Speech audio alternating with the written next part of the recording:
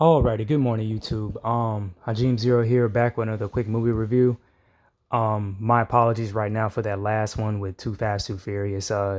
It was weird. It was actually a big ass fly in the room, and it was one of those flies where it's like the small ones will go away, but the big fat ones they keep buzzing in your ear and interrupting what you're stating. So me doing this Fast and Furious Tokyo Drift, I might talk about a little bit of the second one, and actually one of the themes kind of interconnects with that one as well, and a little bit of the fourth film, and a little bit of the fourth film.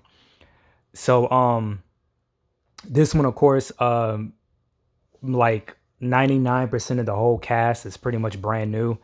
Of course, it takes place in Tokyo, Japan. The main character, Sean Boswell, who's played by Lucas Black, he's gotten into trouble too many times, and you know, instead of going to jail, he goes to live with his dad. I'm curious about that law in particular. Like, if you get in trouble if you're underage, one way of getting out of it, because I do have some family members who went to jail at that age, and they actually enlisted in the army to cut out that kind of time. That's the ultimatum they had gave him.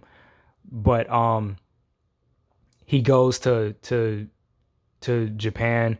Mainly, he got in trouble because he was racing in his car. He has like a slight racing addiction, even though they really don't get that heavy allude to it, because the beginning of the film, I think, is like, I want to say the first 25 minutes, not even that, like 20 or 15 takes place in LA. Then the rest of the movie is in Tokyo.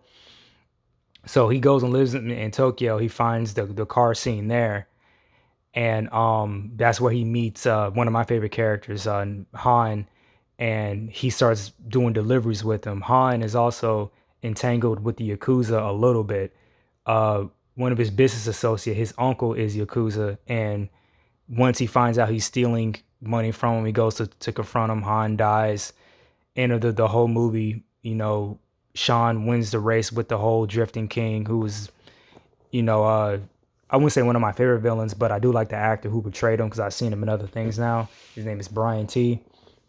And of course, Sung Kang portrays Han. Uh, Bow Wow portrays Twinkie. I can't remember the actress that portrayed Neela, which is the love interest, but she is very beautiful. It's a shame that I don't see many roles with her in it now. I think she was like on the Vampire Diaries or something like that. But majority of the rest of the cast, they have a lot of credibility. Even some of the extended characters, like I know the guy that plays Earl in this. He was on Justin Lin's project, and another movie review I did about him in Better Luck Tomorrow. And the guy that the actor that plays Han, he's in that too. So yeah, if I forgot to say that Justin Lin also directed this. He pretty much took ham of majority of the Fast and Furious series, all the way up to number 6, I believe. I know that recently he bowed out of 10. I can't remember if he did 9 or not.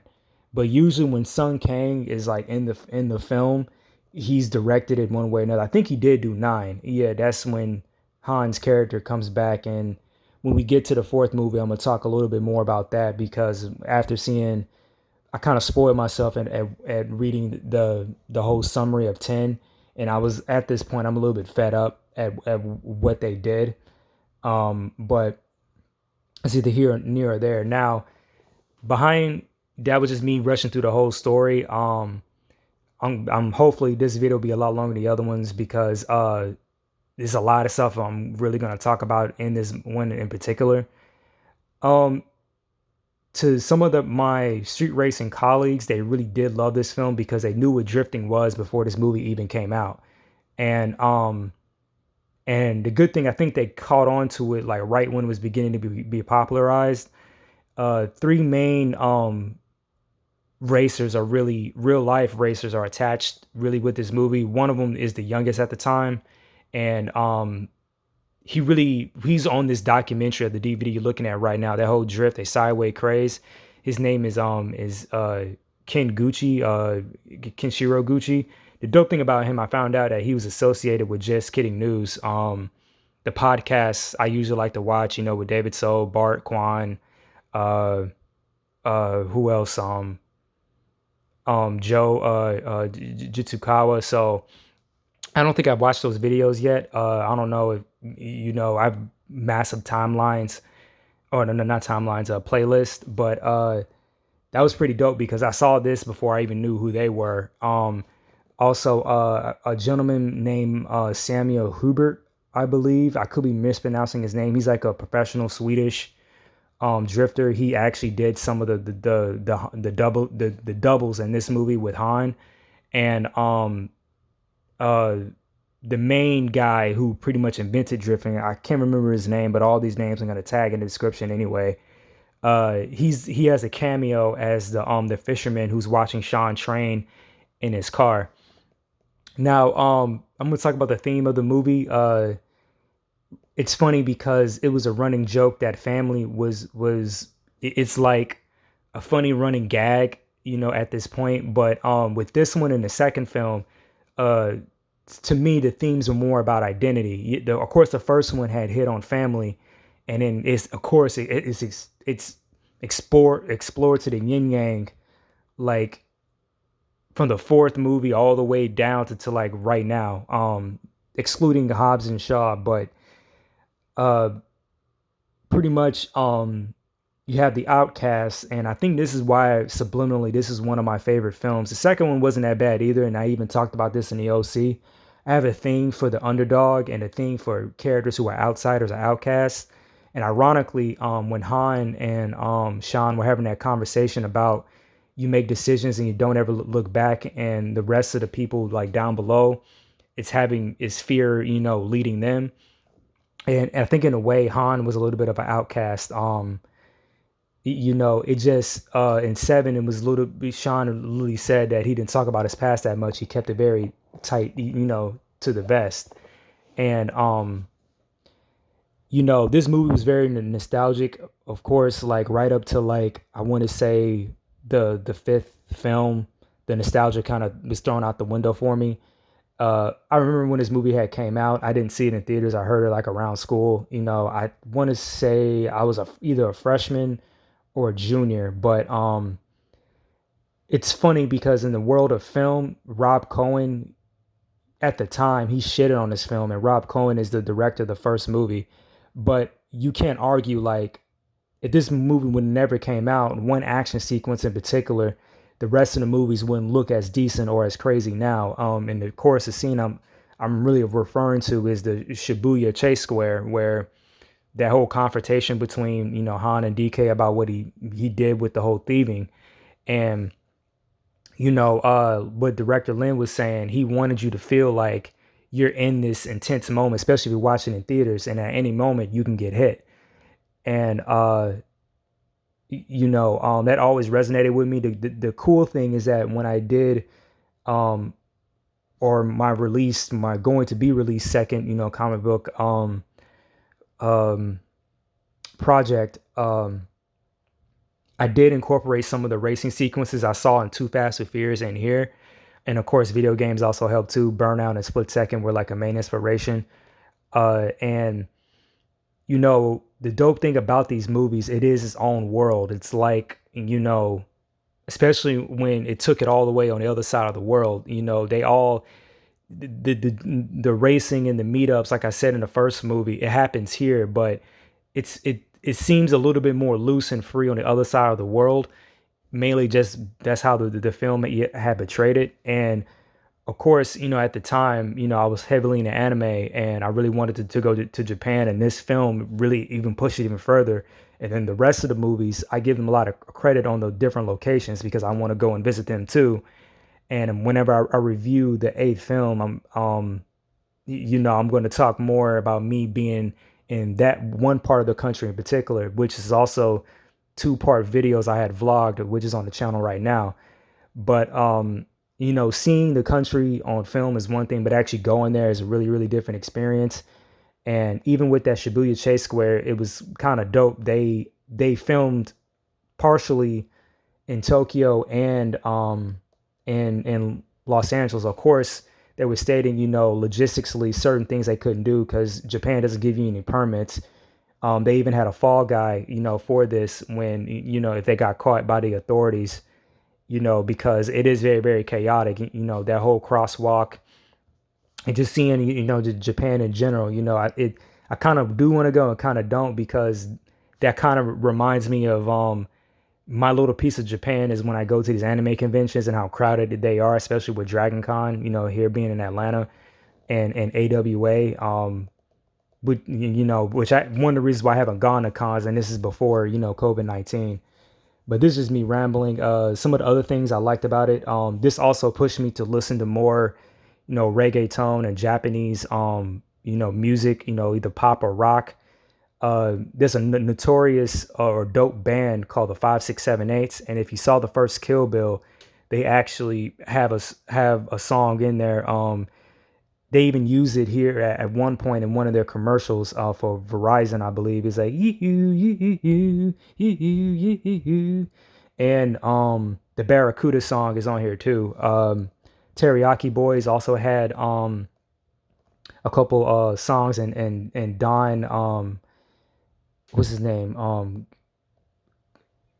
Don Omar, I believe, has a song on here, and I think he appears. Well, I don't think he does. He appears officially in the fourth film and periodically through bits and pieces of the rest of the series. And speaking of music, I forgot to mention. I don't know if I did. Of course, like with the last one, they always incorporate some music, hip hop artists. In the second one, of course, it was Ludacris and Tyrese, and the Asian brother named Jin. I can't remember his name. It was Jin something. But recently, when I was listening to China Mac on JK News and Vlad TV, the two of them had some very funny, weird history. Apparently, when that movie came out, the two of them got into it mainly because of China Mac, and it led to a manhunt and China Mac going to prison. And he talked about it. If you watch his Vlad TV interviews, it was just crazy when I found out who it was.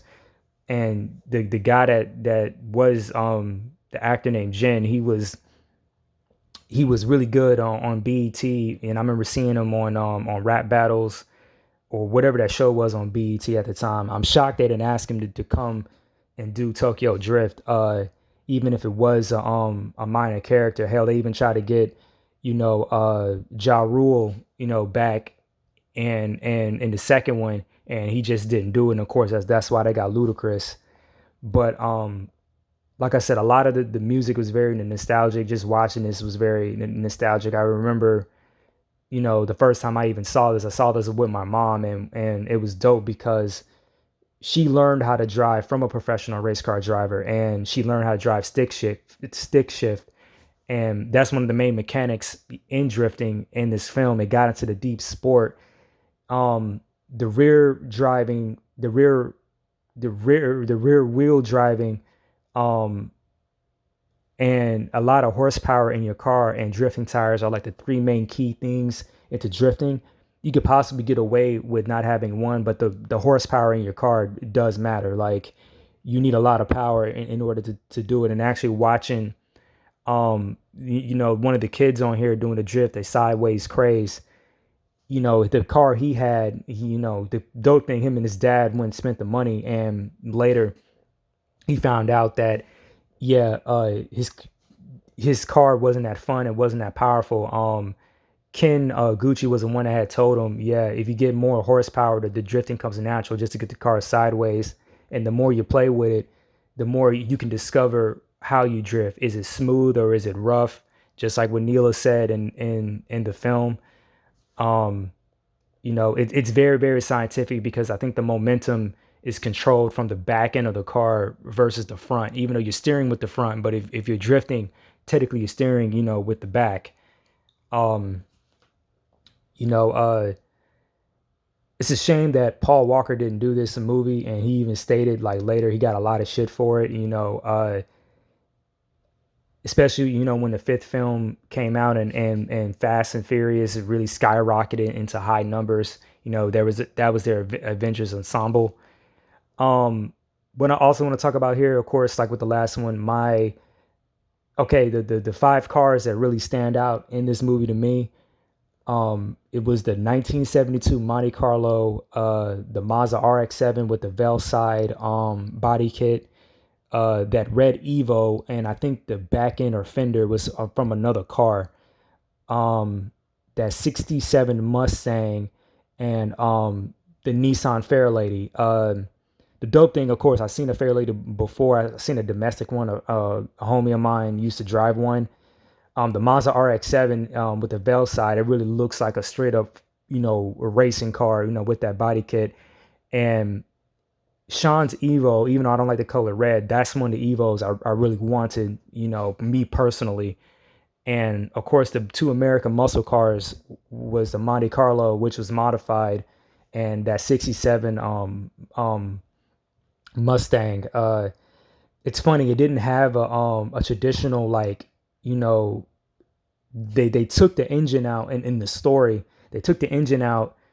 I don't think he even had one. They took the engine out of the Silva of the Nissan Silvia, dubbed the Mona Lisa, and they put it in there. And Justin was like, yeah, he knows that a lot of car enthusiasts are going to be like hella pissed that you put an import, engine inside of an American muscle car.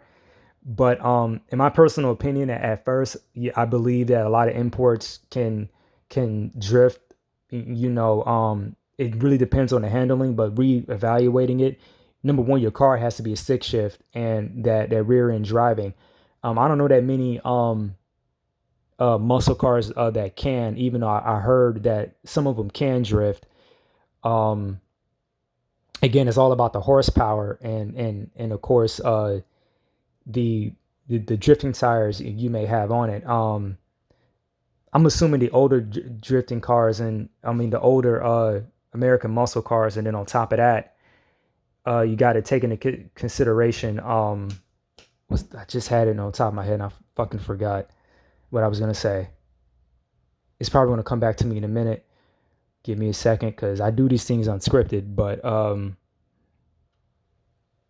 oh, not too sure that many automatic cars can drift.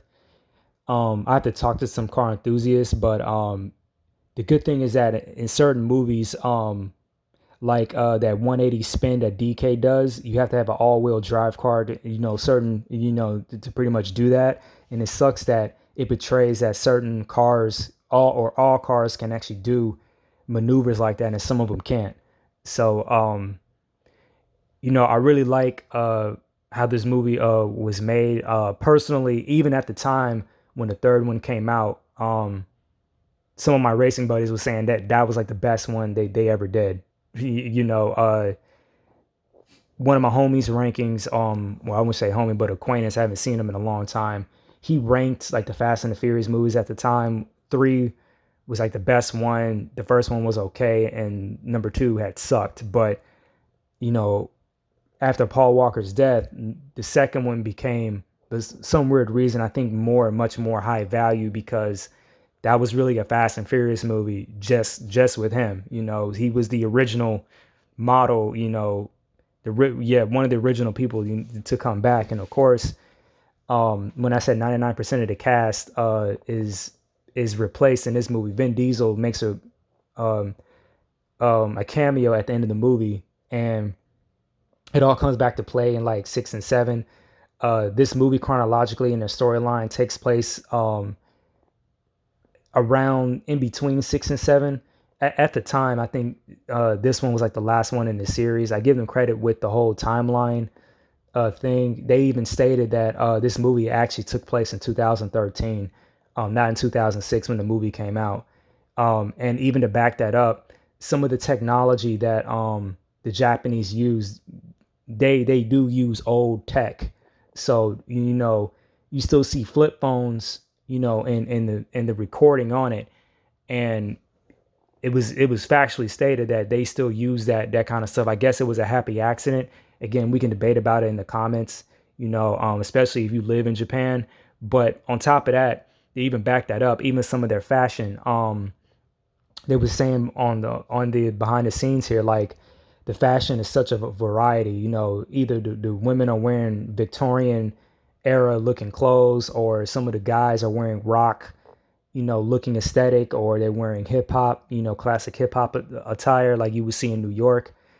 Um, Pretty much, that's the whole gist of it. Yeah, that's pretty much all I have to say. I think I covered all my bases. I'm glad I watched, or finished watching a little bit to really incorporate everything I was gonna say. Pretty much see you guys in the next one, which is the fourth one, Fast and Furious, and I will talk to you guys later. Peace.